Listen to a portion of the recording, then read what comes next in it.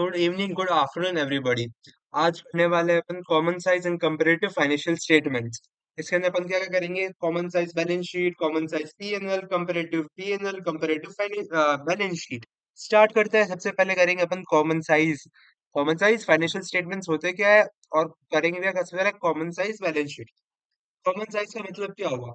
इसके अंदर अपन कुछ नहीं करते, किसी एक चीज को, मतलब बैलेंस शीट है, अपन बैलेंस शीट अपने पास, उसके अंदर एक चीज को बेस लेते हैं और उसके बेस के हिसाब से सारे जो भी वैल्यूज है, सारी जिसकी भी जो वैल्यू है ना, उसको परसेंटेज फॉर्म में दिखाते हैं। बेस रखते हैं एक पर्टिकुलर सेम। बेस क्या होता है? फिक्स बेस होता है टोटल एसेट्स। टोटल एसेट्स की वैल्यू के हिसाब से अपन दिखाएंगे सब कुछ। ये देखो, बेस फिगर रहेगा टोटल एसेट्स। परसेंटेज के ब्रेकडाउन रखना है अपने को। एग्जाम्पल देखते हैं। सबसे पहले एग्जाम्पल चलते हैं।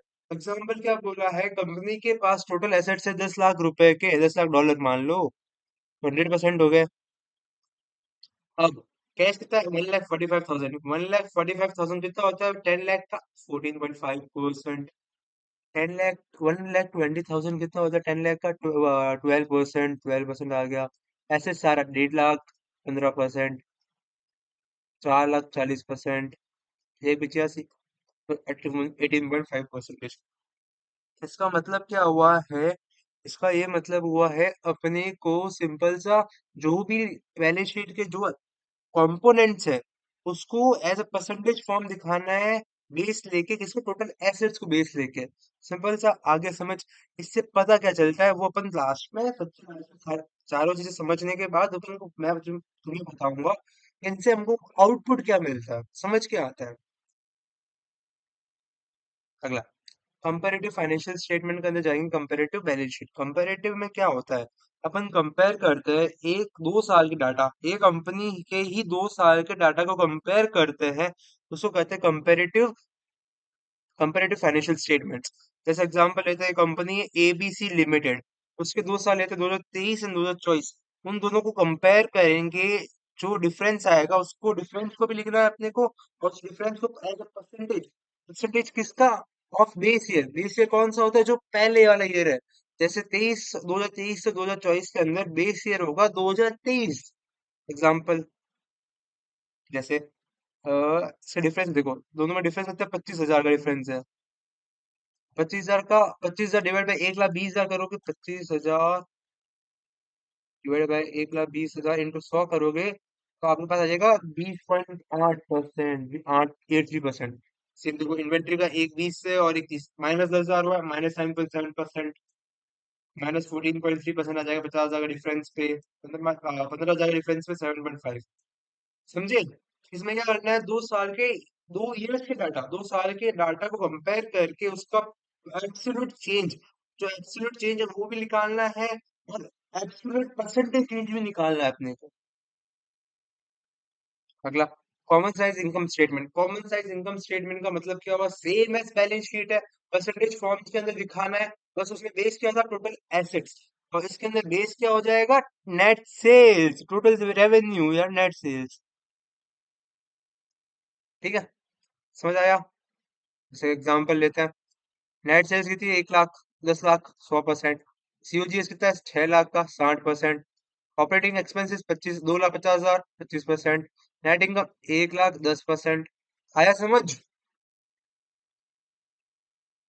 आगे comparative income statement. Comparative income statement क्या हुआ? सेम जैसे बैलेंस शीट का था, जैसे ही इनकम स्टेटमेंट है। 2 साल के डाटा लेंगे, 2 साल के डाटा को कंपेयर करेंगे। Absolute difference, absolute percentage difference निकालेंगे। बस सिंपल सा, नथिंग एल्स। जैसे पहला 9 लाख है और इधर 10 लाख हो गया, 1 लाख का चेंज आया, तो 1 लाख डिवाइड में 9 लाख करो, 11.11।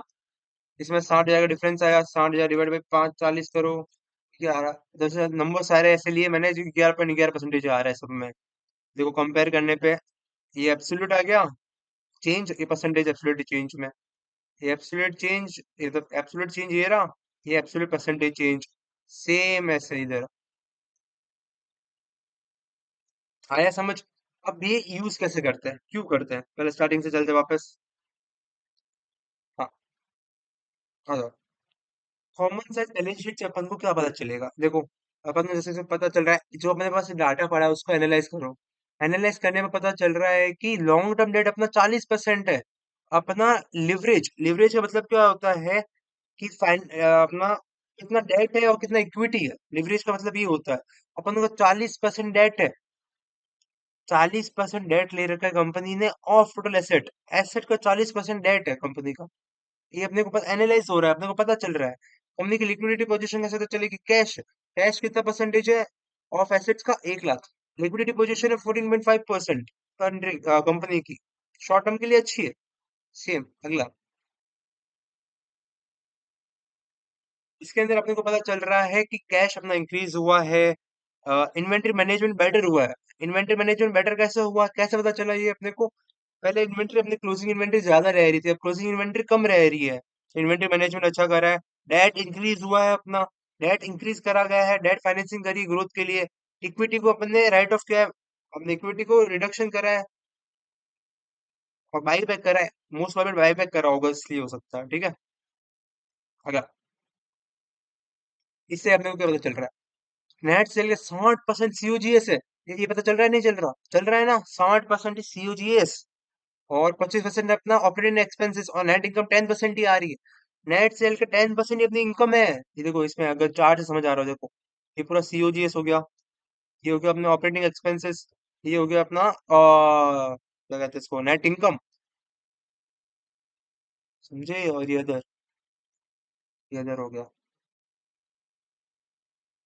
अब इसके अंदर क्या पता चलेगा अपने को? अपने को ये पता चलेगा कंपेरेटिव पीएनएल के अंदर हमें सेल कितनी इंक्रीज हो रही है, कॉस्ट गुड्स की बढ़ रही है, क्या हो रहा है परसेंटेज, कॉस्ट बढ़ी है, सेल्स के हिसाब से कॉस्ट बढ़ी है, क्या हो रहा है। समझे?